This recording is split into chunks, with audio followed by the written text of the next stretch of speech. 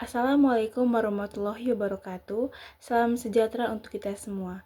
Perkenalkan, nama saya Ruslinda Julia Wula, NIM 24040104014 dari Program Studi Pendidikan Pancasila dan Kewarganegaraan Universitas PGRI Kanjuruhan Malang.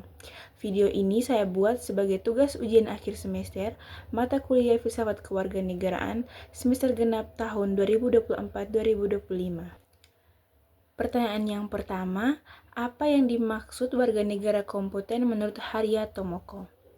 Jadi menurut Harya Tomoko, warga negara kompeten adalah warga negara yang memiliki keberanian moral, berpikir kritis, mampu bersikap etis, dan tidak hanya menjadi objek kekuasaan, tetapi menjadi subjek dalam proses demokrasi. Artinya, mereka mampu mengambil keputusan secara rasional, memperjuangkan keadilan, dan menolak segala bentuk manipulasi informasi atau kekuasaan. Contohnya itu ketika ada berita hoax di media sosial, warga negara kompeten itu tidak langsung percaya tapi menyaring dan mencari kebenarannya dari informasi-informasi yang telah beredar itu. Pertanyaan yang kedua, mengapa warga negara kompeten penting dalam pelaksanaan konstitusi negara? Warga negara kompeten sangat penting karena mereka itu menjalankan konstitusi dengan sadar, bukan sekedar ikut-ikutan. Yang kedua, menjaga stabilitas negara karena tidak mudah terprovokasi hoax atau politik identitas. Yang ketiga, mendukung kemajuan karena aktif dalam inovasi dan solusi sosial. Yang keempat, menuntun keadilan, bukan diam terhadap ketimpangan. Contohnya itu, dalam demokrasi, warga negara yang kompeten itu tidak sekedar mencoblos saat pemilu, tapi mengawal janji kampanye para pemimpin. Tanpa warga negara kompeten, demokrasi bisa diselewengkan oleh elit yang tidak bertanggung jawab. Perbedaan antara good citizen dan good man. Yang pertama itu good citizen. Good citizen itu tunduk pada hukum dan taat pada aturan negara. Kalau good man itu bertindak berdasarkan nilai moral universal, meski kadang melampaui aturan. Perbedaan yang pertama itu good citizen bisa taat hukum yang tidak adil. Kalau good man itu menentang hukum yang tidak adil atas dasar hati nurani. Contohnya itu orang yang menolak ikut korupsi walau menjadi budaya di institusinya. Perbedaan yang kedua itu good citizen. Good citizen itu taat karena takut sanski. Good man itu taat karena kesadaran moral. Contohnya itu orang yang jujur, tetap jujur kalau tidak diawasi. Negara butuh kombinasi keduanya, kepatuhan hukum dan kedalaman moral. Keutamaan warga negara menurut Devlin. Menurut Devlin, keutamaan warga negara itu meliputi yang pertama, keberanian moral. Yang kedua itu keterlibatan aktif dalam publik. Yang ketiga, kebijaksanaan dalam menilai isu sosial. Kontribusi ke masyarakat, warga negara seperti ini dapat menciptakan budaya demokrasi partisipatif melawan apatisme dan menjaga ruang publik tetap sehat. Yang kelima, syarat kewarganegaraan terbaik. Negara dapat mewujudkan kewarganegaraan terbaik jika memiliki satu, sistem politik demokratis yang transparan dan inklusif.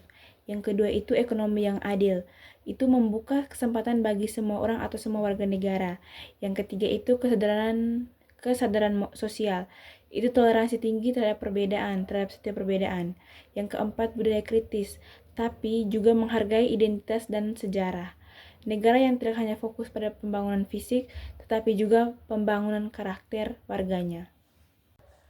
Yang keenam, apakah negara Indonesia bisa mewujudkan warga negara terbaik di dunia?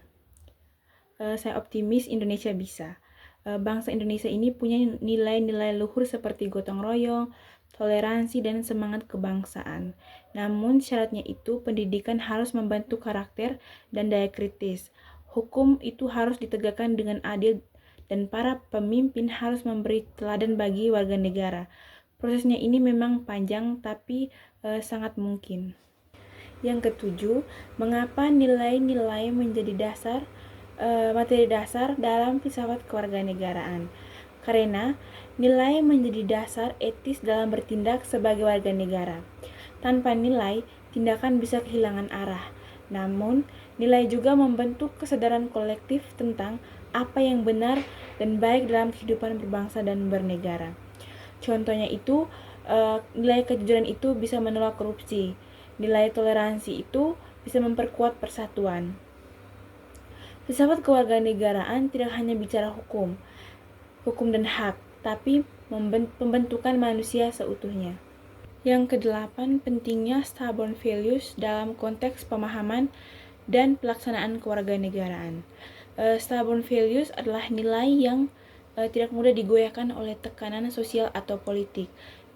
Contohnya itu kejujuran, keadilan, kesetaraan, dan anti kekerasan. Nilai ini penting agar warga tidak mudah dimanipulasi, tetap kritis dan tahan terhadap arus pragmatisme politik. Yang kesembilan itu pendapat tentang sila ketuhanan yang Maha Esa dan kesucian. Pemahaman keliru. Banyak orang mengira dengan menjalankan sila pertama yaitu beragama saja, seorang otomatis suci. Padahal sila ketuhanan menekankan pada tanggung jawab spiritual dan etika, bukan hanya ritual. Kesucian bukan hanya soal ibadah, tetapi juga soal kejujuran, kepedulian sosial, dan menolak kekerasan atas nama agama. Yang terakhir, pertanyaannya itu, mungkinkah warga negara menjadi suci dalam negara? Mungkin meskipun sulit. Kesucian dalam konteks ini bukan berarti tanpa dosa, tetapi selalu berusaha hidup dalam kebaikan, menjunjung tinggi nilai moral dan kemanusiaan meskipun di tengah sistem yang korup atau tidak adil.